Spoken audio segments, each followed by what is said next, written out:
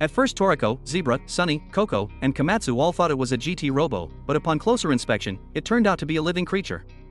Toriko asserted that it was Nitro and told everyone to bring water to water it.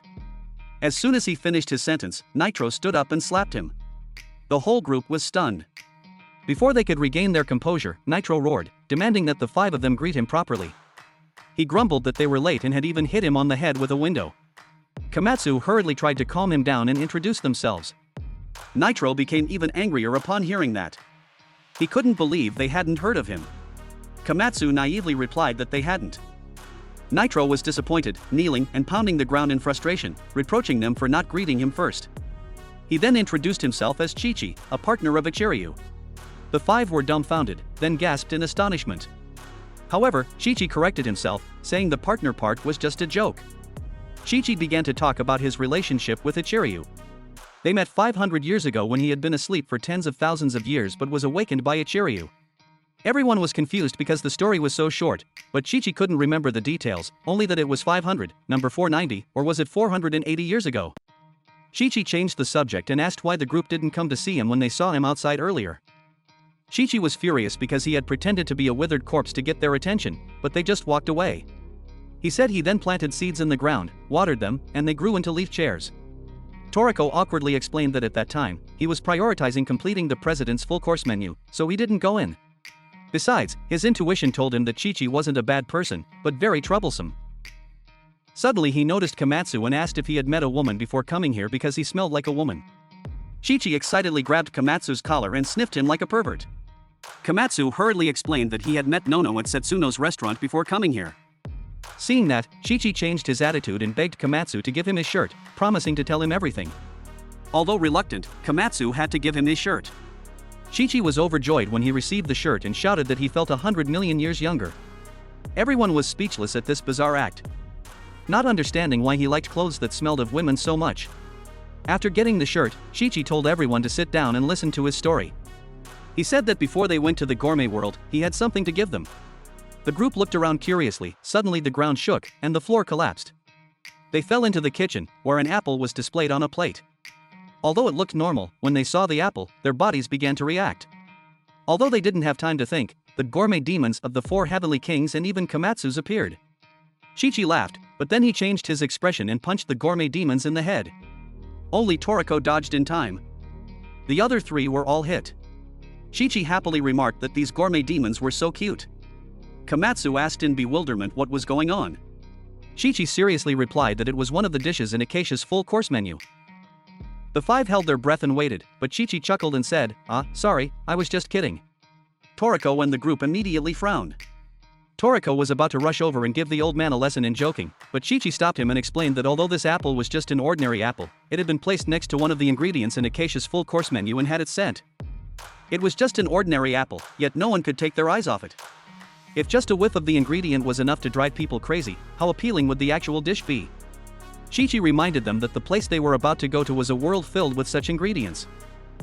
Toriko wondered why he had been in the gourmet world for so long but had never felt anything like that. Chi-Chi exasperatedly explained that it was because he only hung around safe places. Toriko suddenly understood and became even more eager to taste those amazing ingredients. Just smelling it was already so intoxicating, if he ate it, he would surely go to heaven. Is this the level of ingredients in Acacia's full-course menu? Truly a whole other level. Chi-Chi picked up the apple and asked if everyone wanted to try a piece before they set off. Komatsu volunteered to cook something else. He remembered Chi-Chi calling himself a flavor sage, so was he a chef? If so, why not cook together? However, Chi-Chi refused and told everyone not to underestimate a flavor sage. His mission was only to deliver this apple, everything else was none of his business. Coco was interested in whether Chi-Chi could reveal any more information. But no matter what they asked, Chi-Chi only said that the answer lay in the gourmet world. I'll help you find more clothes that smell like women. Chi-Chi blushed and asked with a suggestive tone, really? Are they warm? Seeing that Komatsu had found Chi-Chi's weakness, everyone immediately came up with a plan. Toriko bluntly said, let me ask Rin if she has any pajamas to throw away, they're guaranteed to be warm. Coco also stammered, I have many female customers who come for fortune-telling, I'll ask if they have anything warm. The psychological warfare tactic worked perfectly. Chi-Chi was so moved that he cried, you guys are such good people. Life is so wonderful. He then agreed to help everyone cook. The group had an unforgettable night. Chi-Chi leaned on a pile of dishes and said, "The night of the gourmet world is coming. The nocturnal beasts are much more powerful than the daytime ones. If you are ready, let's go," the five shouted in unison, "Let's go." As everyone was about to go outside, the ground suddenly shook. Chi-Chi smiled and said, "Just in time." What he was referring to was the mollusk fruit beast that usually resided underground, the watermelon octopus. This monster was at capture level 265, which was nothing to the current 4 heavenly kings. But at this point, fighting wasn't the focus.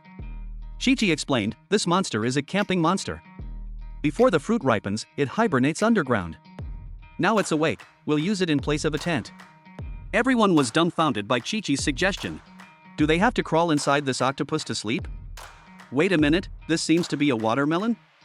Chi-Chi shouted, "Don't underestimate this watermelon octopus. With the combined strength of you 4, why couldn't you find my log cabin?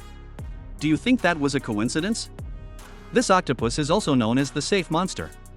Even in the harsh gourmet world, it can turn itself into a safe haven, very difficult for enemies to detect. Even if it's discovered, it's rarely attacked.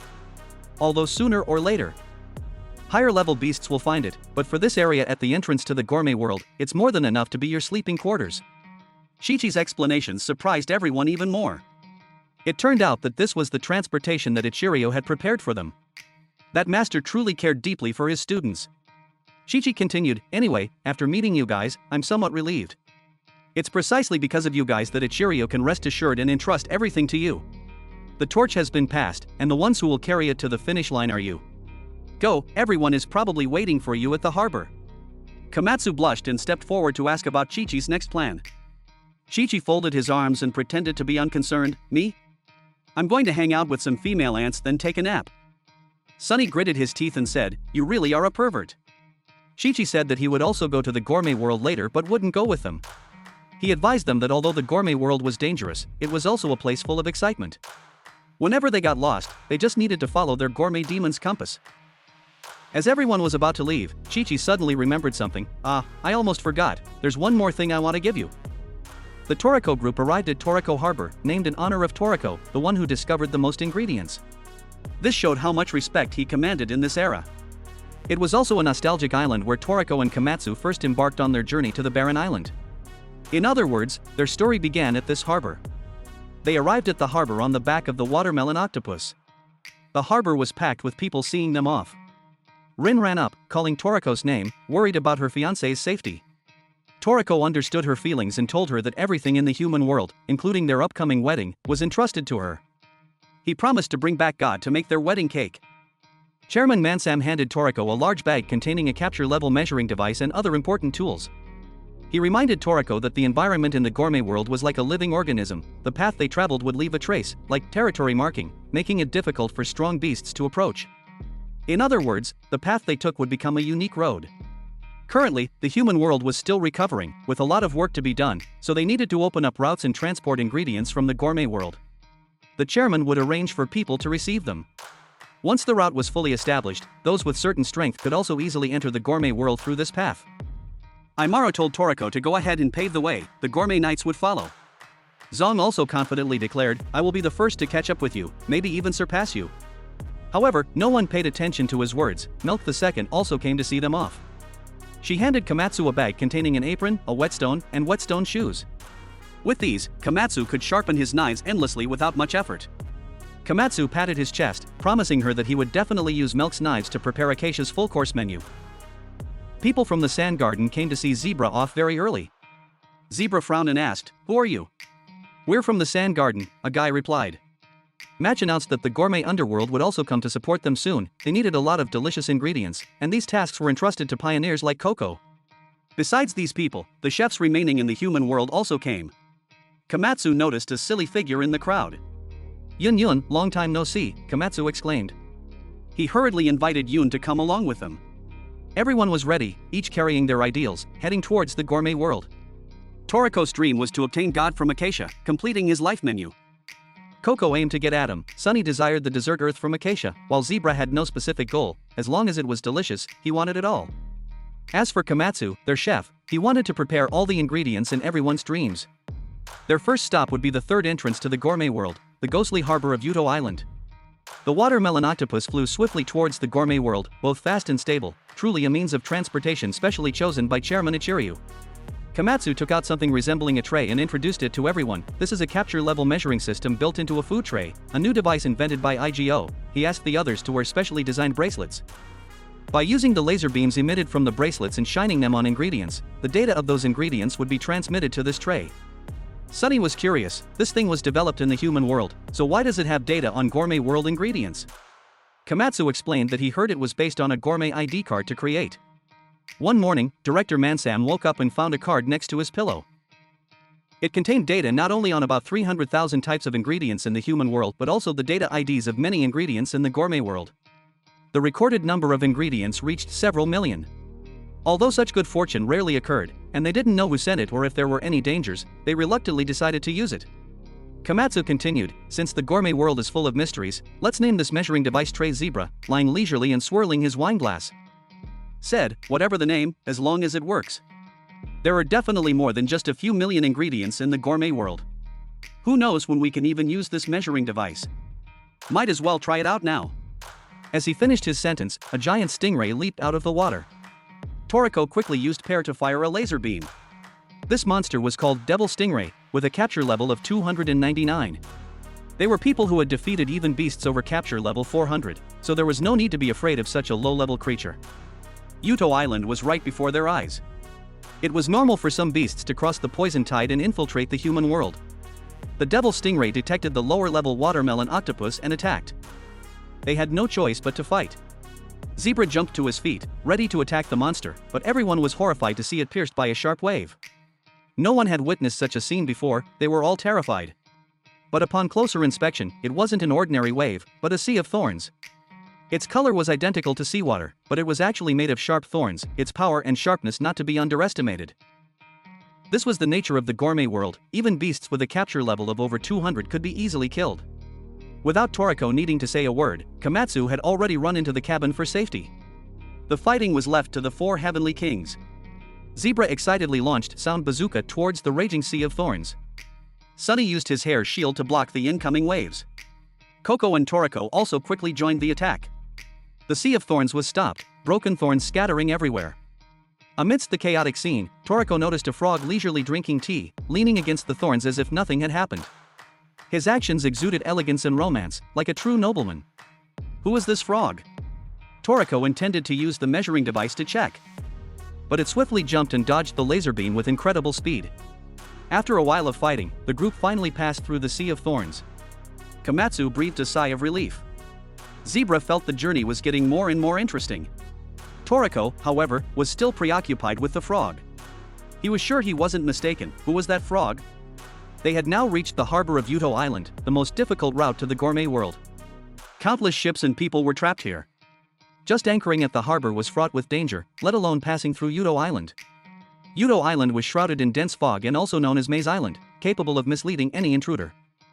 Even ships equipped with the most advanced equipment, once lost in this fog, would sink without a trace before even finding the island. Komatsu found this place creepy. The ships here were not stranded but seemed to be floating. Toriko bravely laughed and told everyone to look. The gourmet souls were waving to them. Komatsu turned to look and nearly had a heart attack. On the decks, skeletons were waving. Komatsu couldn't stand the shock and shouted, "Ghosts!" Toriko thought that if it were ghosts, it would be easier to handle. But this was the gourmet world. The gourmet world had 8 main continents. According to the division, the area Toriko and the others were entering was Area 8, connected to Udo Island. It was said to be the continent where Acacia's salad heir resided.